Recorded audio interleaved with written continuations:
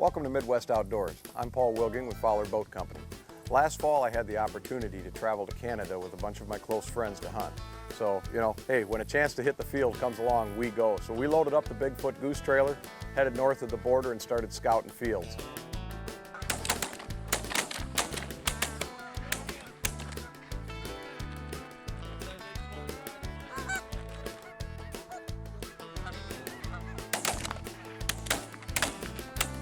Our experience in Canada has been that, one of the things when you go up there cold and you're scouting your own hunts is that you'll see tons of birds. When you're scouting, you'll see birds in fields all over the place, but looking for the right kind of fields. Fields where you've got birds coming and going all day long. And from our experience, that's what this field was. We had groups coming in and out. That's the kind of field we target because you'll get shooting all day long.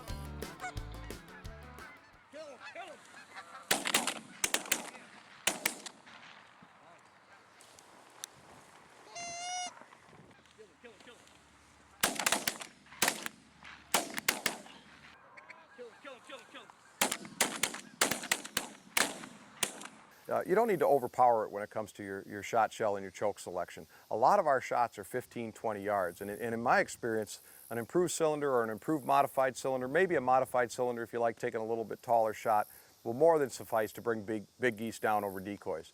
3-inch number 1s, 2s, and 3s are what I use.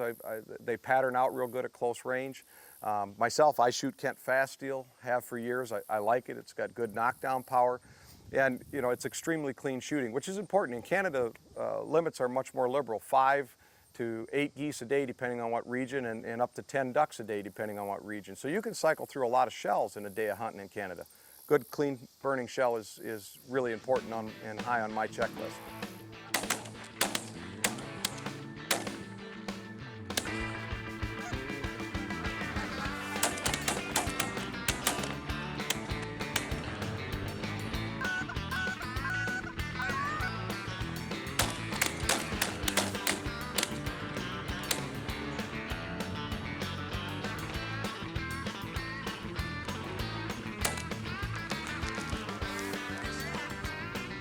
When you head out into the field, especially if you're big field hunting like we were in Canada or you do in the plains, decoys are critical. Now, you get into snow goose hunting, you use a lot of rag socks and that kind of stuff just for sheer numbers. But when it comes to hunting dark geese, there's no substitute for full-body decoys. Bigfoot decoys been around a long time, and I continue to use them and probably always will. And there's a real good reason for that. They are the toughest decoy on the market. These decoys we leave fully assembled in and out of the trailer, piled up every day, and they look as good 2 years after using them as they did the first day I took them out of the box. Another real nice thing to have is stackable shells, and Bigfoot introduced these last year, and we took some of the first ones to Canada. They're real nice because they don't take up a whole lot of room in the trailer. They're easy to put in and out. They stack in and out. They just really fill in a spread without adding a whole lot of bulk. The other thing I really like about the Bigfoot shells is that they're very heavy weight, and they've got a closed tail. There's nothing more irritating than putting out a bunch of shells and having a 40-mile gust of wind come and you've got shells rolling through your spread as birds are coming in. These are a top quality shell. I would recommend them to anybody. Another thing you'll notice in our spreads, if you watch the footage closely, is we mix in some field mallards in our spread. We probably shot on average 20 to 25 ducks over our goose spread every day in the fields. And having a handful of these field motion mallards really help liven up the spread. It adds a little bit of confidence, and you'll shoot bonus ducks over top of those goose decoys with them.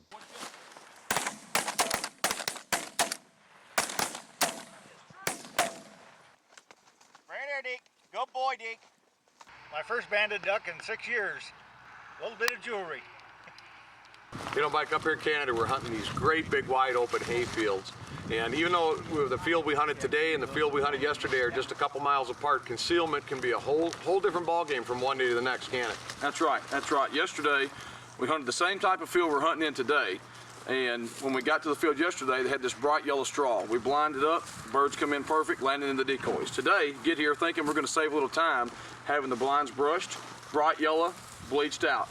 Took the camo off the blinds, new camo in, birds landing in the decoys. Make adjustments, guaranteed success. Concealment is the key to hunting. Whether you're hunting in the field or you're hunting on the water like we do most of the time, having a good concealed boat blind or blind system is critical. At Phowler Boats, we make a total concealment blind system at all levels, from lay down boats to hard blinds to soft blinds, but one constant element is that they provide maximum concealment. Overhead cover that keeps you in the shadows as much as possible, doesn't flare birds.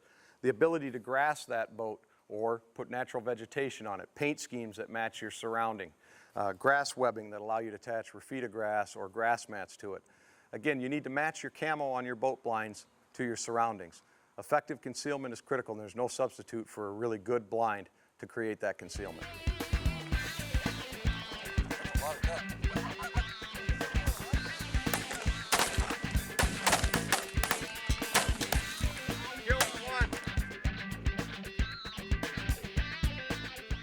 Folks, we had a really great hunt that day in Canada. In fact, we were all done by 11 o'clock in the morning.